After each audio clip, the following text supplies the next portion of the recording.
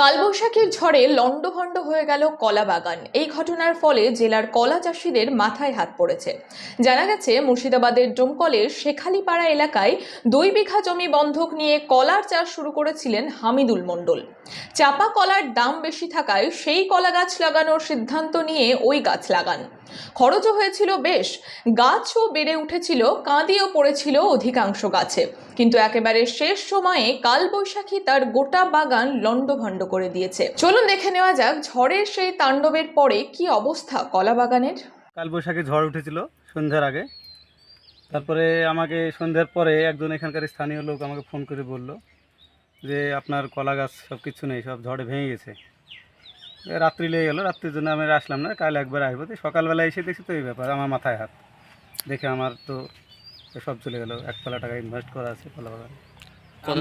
আমার আছে 2 বিঘা আছে, আর পাশের চাষিদের কারো 1 বিঘা, কারো 10 কাঠা, এরকম আরও 4-5 জনের হয়েছে।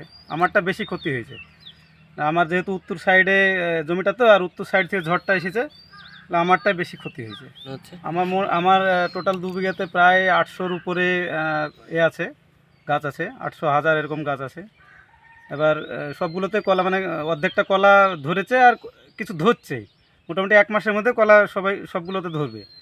সেই হিসাব মতো আমার এখনকার যে দাম, সেই দামে মোটামুটি আমার প্রায় 4 থেকে 5 লক্ষ টাকা লস হবে। পুরো বাগানটা ভেঙে দিতে হবে আমাকে, মানে বাগানের কিছু তো নেই না, পুরো বাগানটা আমাকে ভেঙে ফেলতে হবে।